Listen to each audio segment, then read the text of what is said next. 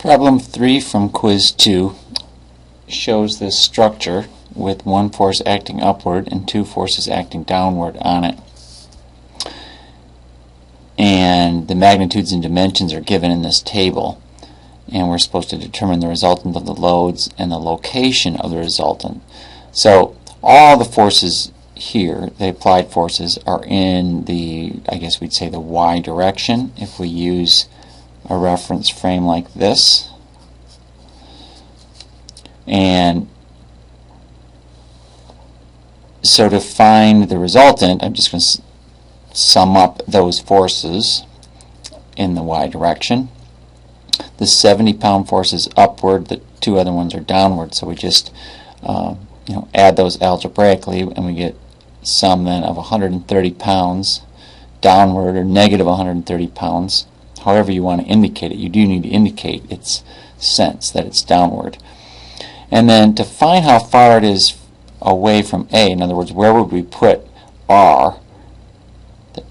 That's kind of a summation of all these three. Where do we put it along here to figure out where that is? And we're going to use the concept of a moment, in this case a moment about A, to determine that. So in other words, our resultant vector here has to have the same tendency to rotate this about point A as do these three forces working together. So we're just going to use that concept, and since a moment is force times distance, we can divide the moment by the force and find the distance, in this case the x direction, dx. And so that's what we're doing, we just divide. So to sum the moments about A, it's 70 pounds times 5 feet. That's given one, that d1 is 5 feet, so it's 70 times 5. And that, using the right hand rule, is in the positive direction.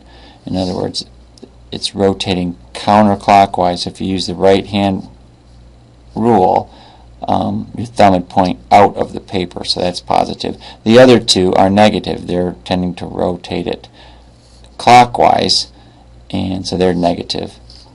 And so we end up with a value of 1,520 pound-feet, because again the forces are in pounds, the distances are in feet.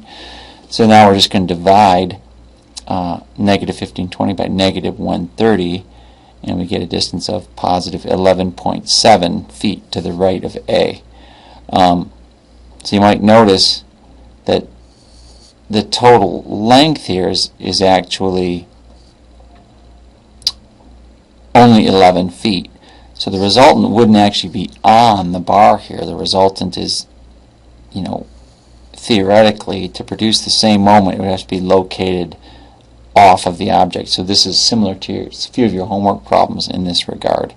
But overall, a pretty simple problem.